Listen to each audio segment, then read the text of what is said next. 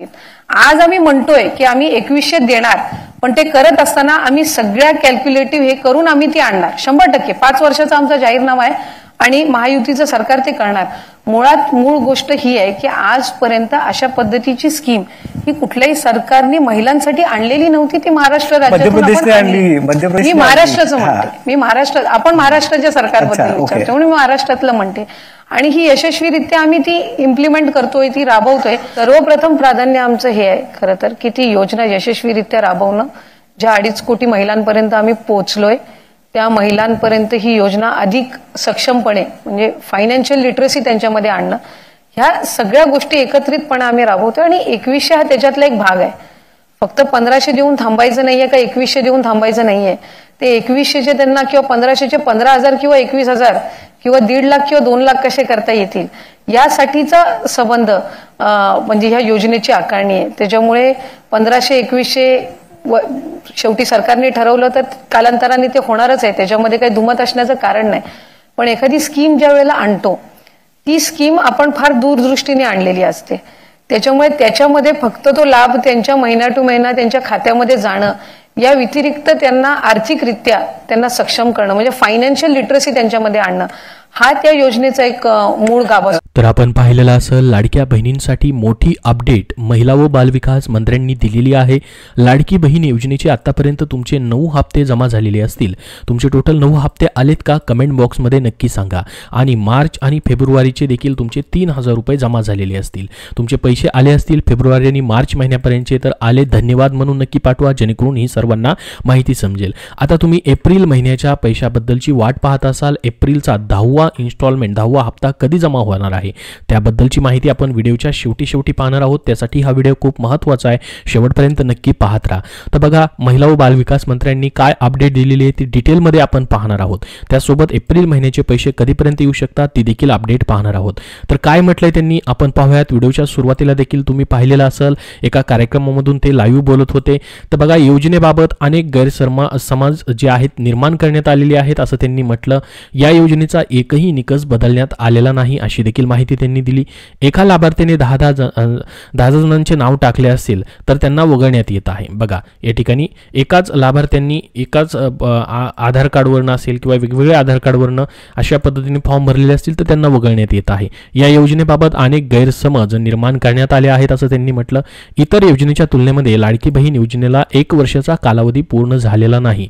योजनेत कालांतराने बदल होत राहतात. तर बघा योजनेमध्ये जसा जसा काळ वाढेल पुढे जाईल योजना तशी बदल होत राहतात असं त्यांनी म्हटलं. ही योजना बंद पडेल असं वातावरण तयार करण्यात आलं. विरोधकांनी कॅश फॉर वोटचा आरोप केला पण त्यांनी 3,000 रुपये देऊ असं आश्वासन दिलं होतं. तर ही देखील माहिती त्यांनी दिलेली आहे. ते चुकीचा आरोप आहे असं त्यांनी म्हटलं. आजवर राज्यात कोणत्याही आधीच्या सरकारनं अशी योजना आणलेली नव्हती. ती आम्ही यशस्वीपणे राबवतोय आणि पुढे अशीच ती कायमस्वरूपी चालू राहील अशी देखील माहिती त्यांनी दिली. त्याचसोबत बघा लाडक्या बहिणींची रक्कम कधी वाढणार याबद्दल त्यांना प्रश्न विचारला असता त्यावरतीही त्यांनी माहिती दिली. ही योजना यशस्वीपणे राबवणं याला आमचं सध्या प्राधान्य आहे. 1500 की 2100 पेक्षा ही योजना सुरू ठेवणं महत्त्वाचं आहे. 1500चे 2100 कधी होणार यावर त्या म्हणाले की आम्ही जाहीरनाम्यात 2100चं वचन दिलेलं आहे. महिलांमध्ये आर्थिक साक्षरता आणणं हे अगोदर आमचं प्राधान्य आहे, ध्येय आहे. 2100 रुपयाबद्दल काय म्हटले ते पुढे आपण त्याबद्दलची माहिती देखील पाहणार आहोत. तर बघा महिला आर्थिकदृष्ट्या स्थिर कशा होतील याकडेही आमचं लक्ष असणार आहे.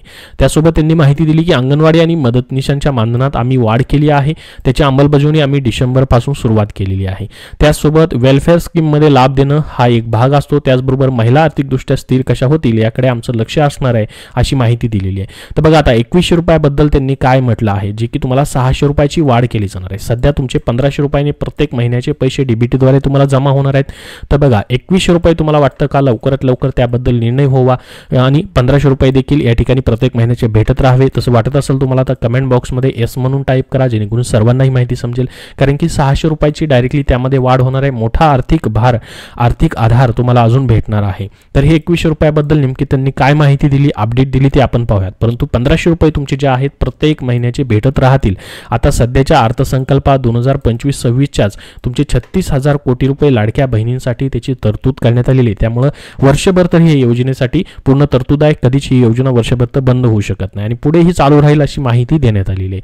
तर बघा, लाडक्या बहिणींना 21 रुपये देण्याचा निर्णय योग्य वेळी घेतला जाईल असं त्यांनी म्हटलेलं आहे. नेमकं काय म्हटलं डिटेलमध्ये ते आपण पाहूयात. बघा, लाडकी बहीण योजना जी आहे 2.5 लाखांपेक्षा कमी उत्पन्न आहे अशा कुटुंबातील महिलांसाठी सरकारने ही एक महत्त्वाकांक्षी योजना सुरू केली आहे.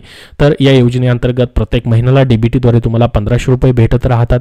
तर याचा आर्थिक ताण जो आहे तिजोरीवरती पडत आहे असं देखील बोललं जात आहे. अशा उलटसुलट चर्चा देखील सुरू आहेत.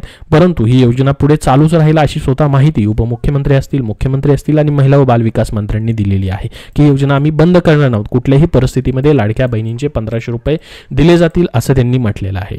जर राज्यात पुन्हा एकदा आम्ही सत्तेत आलो तर महिलांना या योजनेअंतर्गत 2100 रुपये देऊ अशी घोषणा विधानसभा निवडणुकीच्या प्रचारावेळी महायुतीच्या नेत्यांकडून करण्यात आली होती.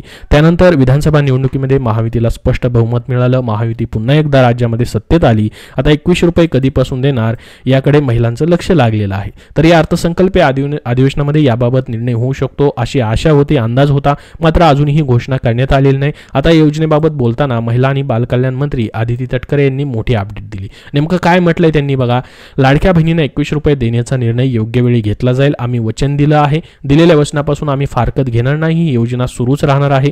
2100 रुपये देण्याचा निर्णय योग्य वेळी घेतला जाईल अशी माहिती महिला व बालविकास मंत्र्यांनी दिलेली आहे. तर बघा, आम्ही जे वचन दिलेलं आहे ते पूर्ण करणार आहोत. 2100 रुपये देण्याबाबतचा निर्णय योग्य वेळी घेतला जाईल अशी माहिती त्यांच्यामार्फत देण्यात आलेली आहे आणि ही योजना जी आहे अशीच सुरू राहील पुढे. याबद्दल या ठिकाणी ही योजना कधीही बंद होणार नाही, योजना सुरूच राहील ही माहिती देखील दिलेली आहे. तर पहा, स्वतः उपमुख्यमंत्री एकनाथ शिंदे यांनी लाडक्या बहिणींसाठी देखील मोठी अपडेट दिलेली आहे. कुठलीच योजना आम्ही बंद करणार नाही अशी त्यांनी माहिती दिलेली आहे.